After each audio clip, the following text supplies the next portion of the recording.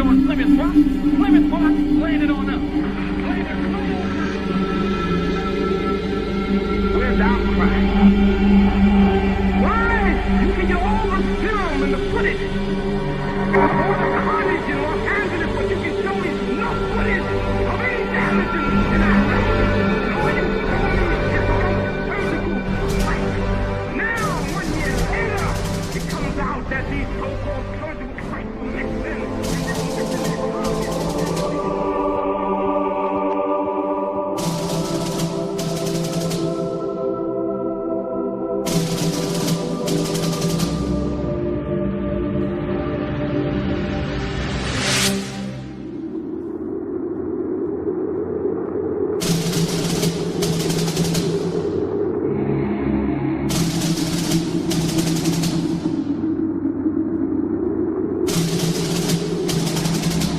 August 2nd, 1990.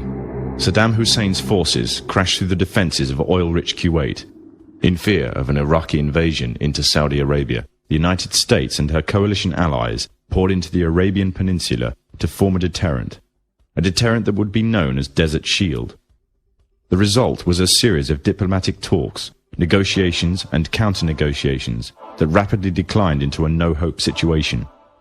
On August the 17th, 1991, Desert Shield became Desert Storm.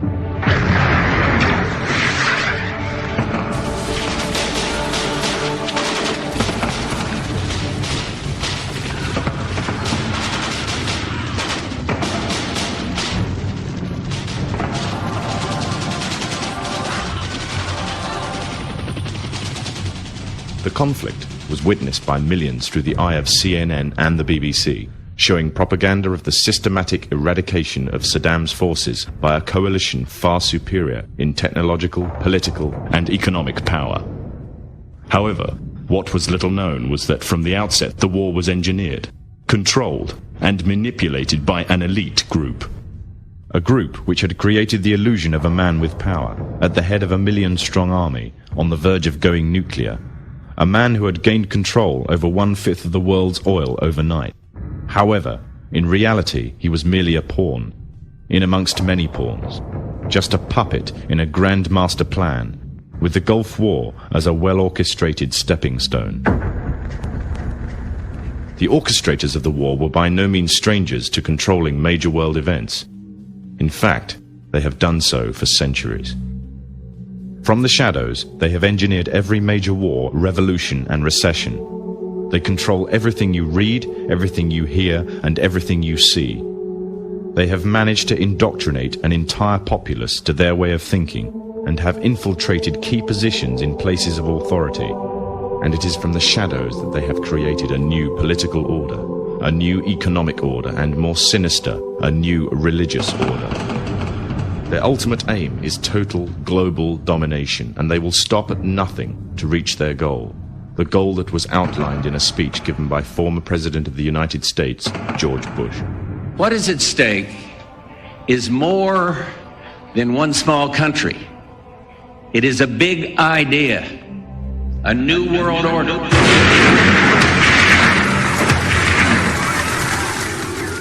However, the origins of this global plan were not created in the offices of the White House.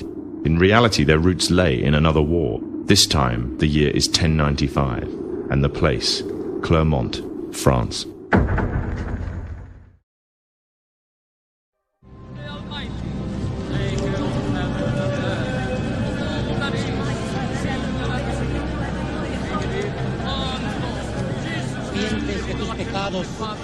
En el nombre del Padre, del Hijo y del Espíritu Santo. 11th century Europe was ruled by the Church, which held a firm grip on the hearts and minds of the people. This power enabled Pope Urban II to wage war on the Muslim Caliphate and crusade in what he called a War of the Cross, to recapture the land of Jerusalem. It had been under Muslim rule since the year 637, but in 1099 this rule was brought to a bloody and sudden end. In the name of the cross, women were raped and murdered. Children were put to the sword, and it is said that blood ran in the streets knee-high to the horses. Out of this land of bloodshed and terror, a group of men arose. Men that would stop at nothing to get what they wanted. no matter what the cost. 20 years after Jerusalem was taken, the Dome of the Rock was seized by a group of warrior monks calling themselves the Knights of the Temple of Solomon, or more simply, the Knights Templars.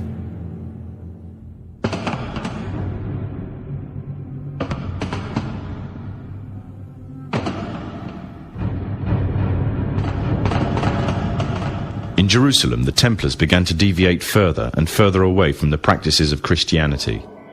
They learnt the secret arts of the Kabbalah, an ancient form of Jewish magic, along with its dark rites and rituals. The Jews had learnt the arts from the pagans of ancient Egypt during the times of enslavement to the Pharaoh, and developed them into Babylon at the time of Nebuchadnezzar. In 1307, King Philippe of France arrested them for charges of denial of Christ, homosexuality, and idol worship, as well as magic. In 1314, Pope Clement V declared all Templars as heretics to Christianity, ordering all their properties to be seized. Their leader, Jacques de Molay, was captured and burnt to the stake. The Templars were cornered, and just when it seemed they were finished forever, a glimmer of hope arose from a seemingly certain end. They were to find a safe haven as well as an ally. But not in France. In fact, in a country in a desperate struggle for independence against the English, the country of Scotland.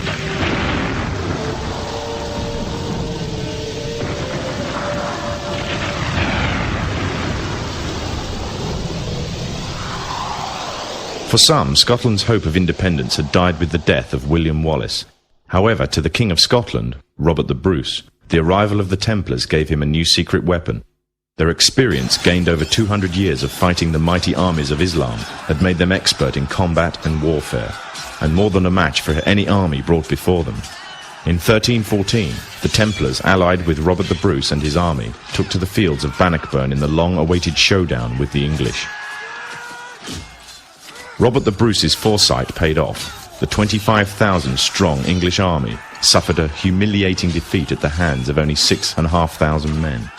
The dream of an independent Scotland had finally been achieved. The Templars had brought themselves back from the brink of destruction, and never again would they allow themselves to be destroyed. This time they would control the country by controlling its kings, and in order to preserve their secret order, the Templars would have to die, or more precisely, the name would have to die. The Templars, who had escaped Europe, were finally laid to rest in Roslin Chapel, Scotland, which stands to this day as sign of their presence in Britain. Their descendants became the true power of Scotland. In 1603, the death of Queen Elizabeth I left England without an heir to the throne. By virtue of descent, King James V of Scotland became King of England. In doing so, Scotland and England joined to form a new kingdom, and the power that the Templars held over Scotland spread to give them a firm grip on the whole of Great Britain.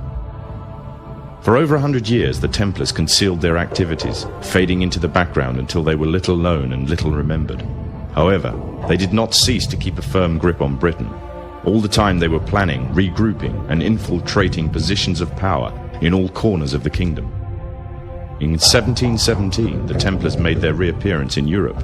They had grown in both number and strength, and were now ready to coin a new identity, free from their reputation of the past, and given credibility by none other than the monarchy and aristocracy of England. And the name they chose for themselves was a name that would be known by many, but understood by a few. This new name, the Freemasons. The new identity and the grandeur of its members afforded the Masons with respect and dignity. The first royal member of the Freemasons was Frederick, Prince of Wales. The latest members include Prince Philip, the Duke of Edinburgh, and consort to the current Queen of England, Elizabeth II, who herself is a grand patron to the Masons.